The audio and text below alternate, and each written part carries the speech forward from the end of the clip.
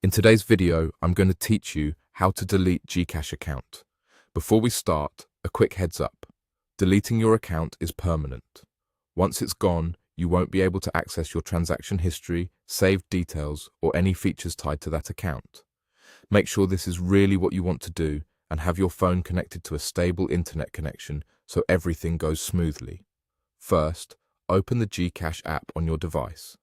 Give it a moment to load to the home screen. From there, look for the profile option. This is usually found on the main screen and takes you to your personal settings and account details.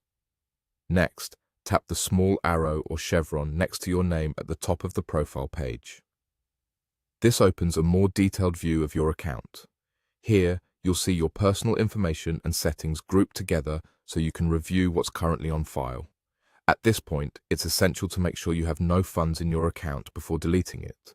Your balance must be zero, otherwise the app won't allow the deletion to proceed. If you see any remaining balance, clear it first by moving or using those funds in a way that works for you. Also, double-check for any pending transactions or refunds that might be on the way, because these can delay the process if they're still in progress. Once your balance is confirmed to be zero and nothing is pending, scroll down to the bottom area of this account information page. There you'll find the Delete Account option. Tap it. The app will likely ask you to confirm that you truly want to delete the account. Read any on-screen message carefully because it will outline what will be lost and may include reminders about your balance and eligibility.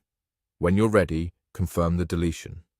You may be asked to pass a quick verification step to ensure it's really you, such as acknowledging a prompt or confirming your choice again.